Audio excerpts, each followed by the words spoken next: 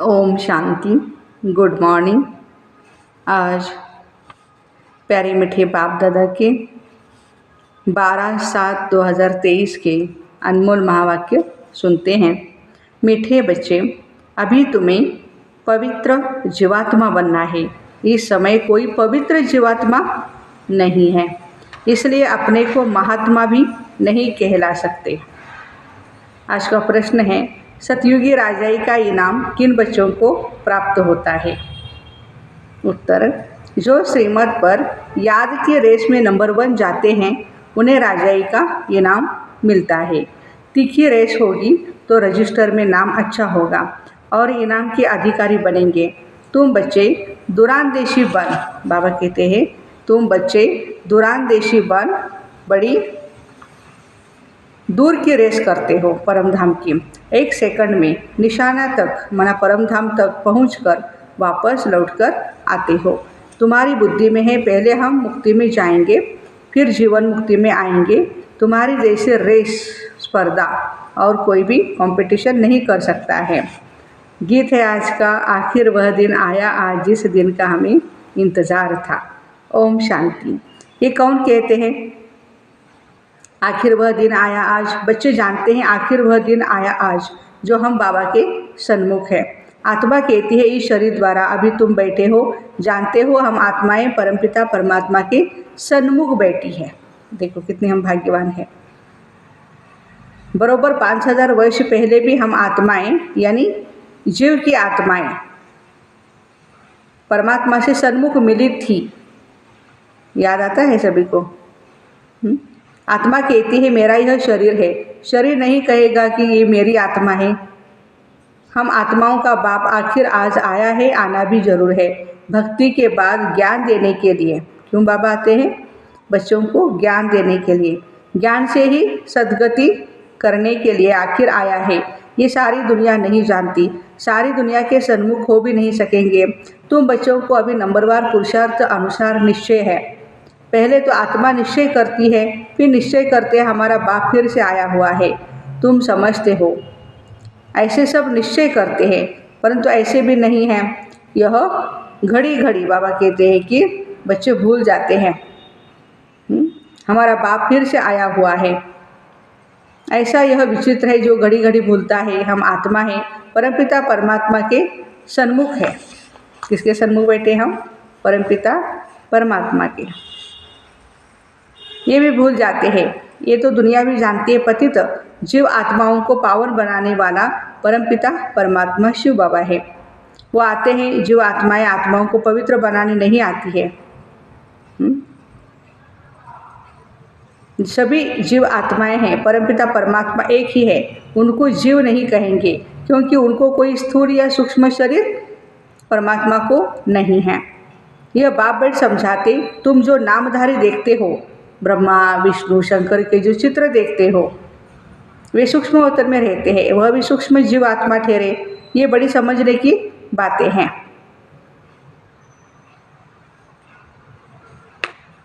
तो बाबा कहते हैं कि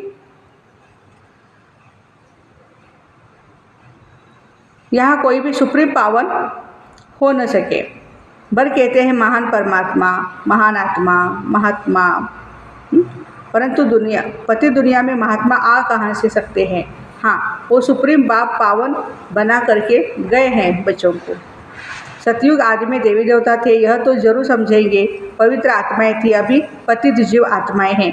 पावन जीव आत्माएं भी थी। बरोबर सतयुग आदि से सृष्टि पर बाबा कहते हैं पवित्र जीव आत्माएं थी सतयुग में।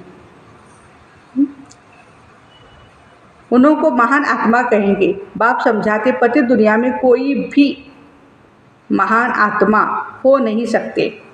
भले टाइटल देते हैं खुद को या दूसरों को महात्मा, लेकिन बाबा कहते हैं कि सतयुग जो देवताएं हैं वो ही महात्मा हैं, महान आत्माएं हैं।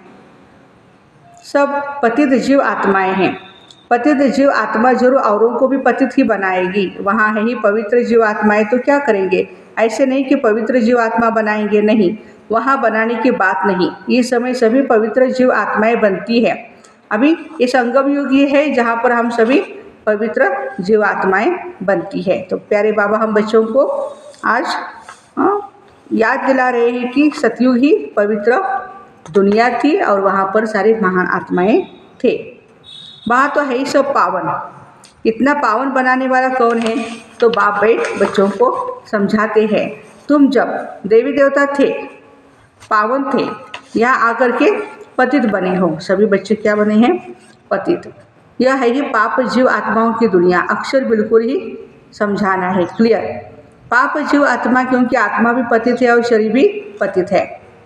वहाँ फिर महात्मा अक्षर नहीं देते, वहाँ तो है ही सब पवित्र। कहते भी है देवी देवता। हाँ, तो देवताओं का गायन क्या है? सर्वगुण संपन्न, 16 कला संपूर्ण, संपूर्ण निर्विकारी, डबल अहिंसक, मर्यादा पुरुषोत्तम। संपूर्ण निर्विकारी माना संपूर्ण पवित्र। तो बच्चों को समझाया जाता है सन्यासी पवित्र रहने के लिए पुरुषार्थी है। अच्छे अच्छे सन्यासी पवित्र रहते हैं, जिनको महात्मा कहा जाता है। पवित्र रहने के लिए अलग रहते हैं, परंतु वह है निवृत्ति मार्ग वाले। उनको भक्ति मार्ग में महात्मा कहेंगे, ज्ञान मार्ग में नहीं। ज्ञान और भक्ति अलग अलग गाए जाते हैं ना। आधा कल्प सतयुग त्रेता में ज्ञान का प्रारब्ध है, या फिर भक्ति की प्रारब्ध कहेंगे। यह है ही भक्ति मार्ग। पहले भक्ति भी अव्यभिचारी होती है, फिर अंत में तमोप्रधान व्यभिचारी भक्ति होती है। अभी व्यभिचारी भक्ति का अंत होना है, तब बाबा आए हैं। बाबा एक ही बार आकर के ज्ञान से आधा कल्प के लिए तुम्हारी प्रारब्ध बनाते। तुम नंबर 1 पुरुषार्थ करते हो। वाह, आज बाबा हम बच्चों को शाबाशी दे रहे हैं। नंबर 1 पुरुषार्थ। कोई तो राजा रानी बनते हैं, तो कोई फिर प्रजा, दास दासी बनते हैं, क्योंकि राजधानी स्थापन हो रही है। तुम अब दुरांदेशी बुद्धि बनते हो। दुरांदेशी बुद्धि को त्रिकालदर्शी कहा जाता है। जिन्हें तीनों लोक तीनों कालों का ज्ञान है, उन्हें त्रिकालदर्शी कहा जाता है।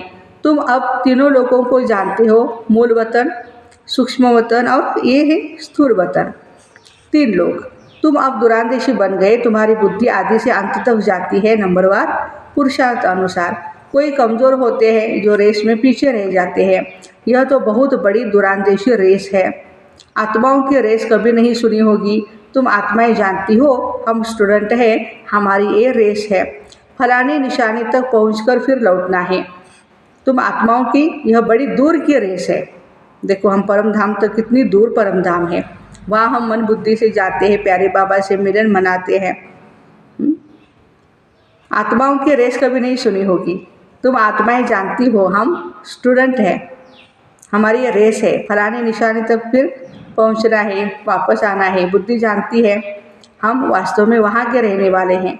1 सेकंड में हम वहाँ पहुँच जाएंगे, जीवन मुक्त बन जाएंगे। हम असुल परम धाम के निवासी हैं। यथार्थ रिद्धि बुद्धि जानती है हम परम धाम जाएंगे, फिर यहाँ वापस आएंगे। जैसे रेस में निशाने तक पहुँचते हैं ना, फिर वापस लौटते हैं। हम भी बाबा के पास जाएंगे परम धाम में, फिर सतयुग में वापस आएंगे। अब आत्माएं रेस सीख रही है। तुम सबको कहते हो मन मना भव। बुद्धि का योग अपने बाप और परम धाम से लगाओ, जहाँ तक तुम अशरीरी रहते हो। जहाँ तुम अशरीरी रहते हो माना परम धाम में। यह सिर्फ तुम्हारी बुद्धि में यथार्थ रीति ज्ञान है। तीनों कालों तीनों लोगों की नॉलेज तुम्हारी ही बुद्धि में है। 84 जन्मों का ज्ञान और कोई में हो नहीं सकता। तुम जानते हो हमको इस छीछी दुनिया से, छीछी शरीर से मुक्त होना है। हम जा रहे हैं। बाप रोज यह रेस सिखलाते हैं। तुम्हारी रेस भी अविनाशी है। बाप को जितना जास्ती याद करेंगे उतना तुम्हारा रजिस्टर में नाम अच्छा रहेगा। कहेंगे इनकी बुद्धि की यात्रा बहुत तीखी है। याद से ही विकर्म विनाश होते हैं। याद नहीं करते तो विकर्म भी विनाश न होने के कारण पिछाड़े में रह जाते। प्रजा व दास दासी बनना ये कोई प्राइज नहीं है, ये कोई बड़ी प्राइज नहीं है। नर से नारायण, नारी से लक्ष्मी बनना, इनको इनाम कहा जाता है। बाबा राजाई का इनाम देते हैं। अगर उनके मत पर चल दौड़ी लगाई तो ऐसे नहीं वहीं पे हम अटके रहे, फंसे रहे, आगे चलना है। कोई तो 2 कदम भी दौड़ी नहीं लगाते हैं। अगर प्रजा वाले होंगे तो बिल्कुल कम दर्जा पा लेंगे। यहाँ रहने वाले भी होंगे तो भी राजाई में बहुत कम पद पाएंगे। तो तुम्हारी बुद्धि, बाबा कहते, कितनी न विशाल होनी चाहिए। अब बेंगलोर मद्रास के भी बच्चे बैठे हैं, उनको फिर मद्रासी भाषा में या बेंगलोर वालों को कन्नड़ भाषा में बैठ समझाएं। हमारी भाषा तो हिंदी है, लेकिन फिर भी माउंट आबू में हमने देखा सभी भाषाओं का ट्रांसलेशन वहाँ होता है। कल पहले भी ऐसे समझाया होगा। कहेंगे भगवान सब भाषाएं क्यों नहीं जानते, परंतु ड्रामा में है नहीं। बाबा तो भावना को जानते हैं, कौन सी आप लैंग्वेज में बाबा से बात कर रहे वो जान लेते हैं, सार सब पकड़ लेते हैं उसका। लेकिन बाबा कहते हैं मैं तो हिंदी में ही बातें करूँगा, क्योंकि हमारी भारत की राष्ट्रभाषा हिंदी है। ड्रामा में होता तो मैं सब भाषाओं में भाषण करता। समझो भिन्न भिन्न भाषाओं वाले बैठे हो तो क्या हम सब भाषाओं में बैठ बोलूँगा क्या? हाँ, अभी तो मुझे मराठी समझ में आती है, कन्नड़ वाले भी आगे बैठेंगे तो बाबा कन्नड़ में बोलेंगे, मुझे क्या समझ में आएगा। इसलिए हिंदी भाषा हमारी राष्ट्रभाषा में बाबा बात करते हैं। ये हो ही नहीं सकता। एक दो को भी कहाँ तक सुनाएंगे, घमसान हो जाए तो समझाना चाहिए। बाबा ने कल पहले जिस भाषा में समझाया था उसी भाषा में ही समझाते, इसलिए हिंदी का जोर है। अंग्रेजी भी जरूर है, क्योंकि हिंदुओं का कनेक्शन अंग्रेजों से जास्ती है।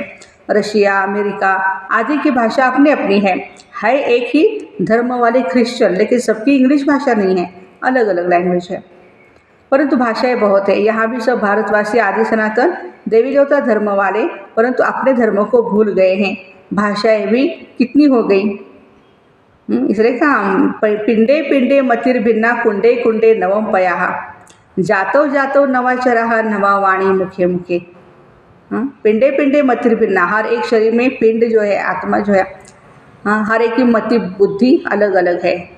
पिंडे पिंडे मतिर्भिन्ना कुंडे कुंडे नवम पयाहा, हर एक कुंड का पानी नया है। जातो जातो नवाचरा, हर जाति का आचरण नया है। नवा वाणी मुखे मुखे, हर एक की वाणी जो है या हर एक की लैंग्वेज जो है वो भी अलग अलग है ना। हर एक का अपना अपना भाषा है। तो प्यारे बाबा भी कहते हैं कि भाषाएं कितनी हो गई है, सब मिक्सचर। जिसकी जो भाषा है उसको फिर उनकी भाषा में सुनाना पड़ेगा। इसमें भी बड़ा होशियार चाहिए जो समझकर समझाए, साथ ही ऐसा साथ लाना चाहिए जो एक्यूरेट समझा सके, ट्रांसलेटर। यह है सबसे बड़ा चैतन्य तीर्थ। मधुबन क्या है? हमारा चैतन्य तीर्थ है। और बाकी सब है जड़ तीर्थ, जो चार धाम वगैरह जाते हैं, बाबा कहते हैं सब क्या है? जड़ तीर्थ है। साधु संत महात्मा सब वहाँ जाते हैं, बहुत दूर दूर जाते हैं। जो भारत को पावन बना करके गए हैं उन्हों के मंदिर में जाते हैं, बहुत दूर दूर जाते हैं। यह भी समझने की बात है। बाप कहते हैं झाड़ की टाल टालियाँ पत्ते उसका विस्तार कितना समझाएं। तुम तो समझ गए हो, यह छोटे छोटे टाल टालियाँ है, टाली में भी कितने पत्ते होंगे। अथाह मठ पंथ है, तुम्हारा थूर तो कितना बड़ा होना चाहिए, कितने पत्ते होने चाहिए। आदि सनातन देवी देवता धर्म सतयुग से लेकर के चला आया है, तो हिंदू कितने होंगे। परंतु हिंदू भी नहीं रहे हैं, कहाँ गए सब हिंदू? और धर्मों में कन्वर्ट हो गए हैं। यह है कल्पवृक्ष। शुरू में आदि सनातन देवी देवता धर्म वाले थे, हिंदू कहलाने वाले भी वास्तव में है आदि सनातन देवी देवता धर्म के, परंतु कन्वर्ट। बाबा कहते हैं मैं आकर फिर उसी देवी देवता कहलाने वाले धर्म की स्थापना करता हूँ। जो कन्वर्ट हो गए हैं वही फिर से आकर के वर्षा लेते हैं। जब देवी देवता कहलाने वाला एक भी नहीं रहता इस सृष्टि पर, तब ही बाबा को आना पड़ता है। आकर के समझाते हैं तुम्हारे सारे जड़ यादगार खड़े हैं देवी देवता के मंदिर। क्राइस्ट आते हैं तो उनके धर्म की चर्चा आदि नहीं होती, यहाँ तो अभी देवताओं के मंदिर आदि की निशानी है। तुम्हारा जब राज्य होगा तो क्राइस्ट आदि का नाम निशान नहीं होगा, यहाँ तो सभी का नाम निशान है। तुम जानते हो क्राइस्ट कब आया, क्रिश्चियन धर्म कैसे स्थापन हुआ। क्राइस्ट अब किस शरीर में होगा? जरूर पति शरीर में ही होगा, खुद तो पावन था ना। तुम बच्चों की बुद्धि में यह सारा ज्ञान है, तुमको दुरांदेशी बनाया है। हम आत्माएं कहाँ रहती है, कहाँ से आती है, ये किसको पता नहीं। रहने के स्थान को परमात्मा मान लिया। वास्तव में आत्मा झूठी बनने से काया भी झूठी बन जाती है। साधु लोग कह देते झूठी माया झूठी काया, बाकी आत्मा तो निर्लेप है, अपने मतलब की बात कह देते हैं। ऐसे क्यों नहीं कहते झूठी आत्मा झूठी आत्मा की काया काया को ही काई पर अर्थात आरती पर बिठाते हैं, आत्मा को तो काई अर्थात आरती पर नहीं बिठा सकते हैं। आत्मा तो पॉइंट ऑफ लाइट है, एनर्जी है। काई पर काया को बिठाया जाता है। अर्थी ने, अच्छा, आत्मा ने तो एक काया को छोड़ दूसरी काया में प्रवेश किया, ये समझने की बात है। कोई भी साधु संत आदि को तुम अच्छी तरह से समझा सकते हो। यहाँ पति दुनिया में कोई भी महात्मा नहीं है। महान आत्माओं को पावन आत्मा कहा जाता है, तो शरीर भी पावन चाहिए। यह है आयरन एजेड। परंतु कन्या जब तक विकार में नहीं जाती है तब तक वो पूजी जाती है और पवित्रता के लिए ही पुकारते हैं सब, आकर के हमको पावन बनाओ। जबकि पुकारते रहते हैं तो तुम उनको महान आत्मा कैसे मान सकते हो? महात्मा तो कोई है नहीं, यह है ही विचित्र परमपिता परमात्मा। तुम बच्चे जानते हो, हम जो पावन जीव आत्माएं देवी देवता थी अभी पतित बनी हुई हैं, धर्म भ्रष्ट है। क्रिश्चियन लोग अपने धर्म को जानते हैं, झट कहेंगे हम क्रिश्चियन हैं। तुम ऊंचते ऊंच धर्म वाले अपने धर्म को भूल गए हो। भूल जाने से धर्म भ्रष्ट कर्म भ्रष्ट बन पड़े हो। तुम श्रेष्ठाचारी थे, अब रावण ने भ्रष्टाचारी कर दिया है। यह अर्थ भी तुम समझ सकते हो। तुम बच्चे अभी अपनी भविष्य ऊंच तकदीर बनाने के लिए धारणा कर रहे हो। श्रीमत का उल्लंघन करने से, बाबा कह रहे हैं, श्रीमत का उल्लंघन करने से हमारी तकदीर को हम लकीर लगा देते हैं। इसलिए आज्ञाकारी बन करके श्रीमत को हमें फॉलो करना है। यह भी भूल जाते हैं श्रीमत देने वाला बाप भगवान है। तो आखिर वह दिन आज आया, यह तुम जानते। सभी एक्यूरेट नहीं जानते, अंत में जानेंगे जब पूरे समझ जाएंगे। अभी तो घड़ी घड़ी भूल जाते, मुश्किल कोई सच बतलाते, झूठ बोलने में देरी नहीं करते। माया अच्छे अच्छे रुस्तुम बच्चों को भी बहुत ज़ोर से थप्पड़ लगा देती है। बाबा तो सब जानते हैं, बतलाते हैं, तुम भूल करते हो, बड़ी डिसर्विस करते हो। अच्छा, मीठे मीठे सिक्के दे बच्चों प्रति माता पिता बाप दादा का याद प्यार और गुड मॉर्निंग। रूहानी बाप की रूहानी बच्चों को नमस्ते। हम रूहानी बच्चों की रूहानी माता पिता बाप दादा को याद प्यार गुड मॉर्निंग और नमस्ते। वाह बाबा वाह, शुक्रिया बाबा शुक्रिया। धारणा के लिए मुख्य सार है, दुरादेशी बंद तीनों लोग तीनों कालों को जान बुद्धि से रेस करनी है। इस छीछी दुनिया छीछी शरीर से मुक्त होना है। झूठ बोलने की आदत को मिटाना है। कई बातें होती है, झूठ बोलते हैं, बाबा कहते इस आदत को मिटा दो, ख़त्म करो। श्रीमत का उल्लंघन कर डिसर्विस नहीं करनी है। वरदान, लौकिक वृत्ति दृष्टि का परिवर्तन कर अलौकिकता का अनुभव करने वाले ज्ञानी तो आत्मा भव। लौकिक संबंधों में रहते हद के संबंध को न देख, आत्मा को देखो। ये मेरा भाई है, ये मेरे पापा है, ये मेरे मम्मा है, ओके, रिलेशन तो है ही आपके, लेकिन बाबा कहते अलौकिक दृष्टि से आत्मा भाई के रूप में देखो। आत्मा देखने से या तो खुशी रहेगी या रहम आएगा। ये आत्मा बेचारी परवश है, अज्ञान में है, अनजान है। मैं ज्ञानवान आत्मा हूँ तो उस अनजान आत्मा पर रहम कर अपनी शुभ भावना से बदल कर दिखाऊंगी। अपनी वृत्ति और दृष्टि को बदलना ही अलौकिक जीवन है।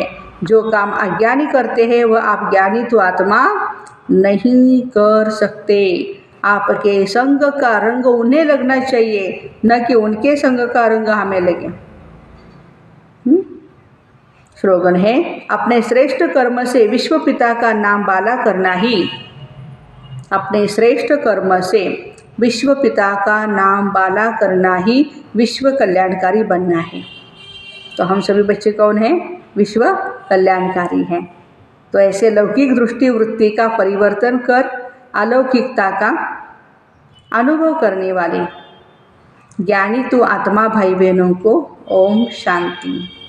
Have a nice day.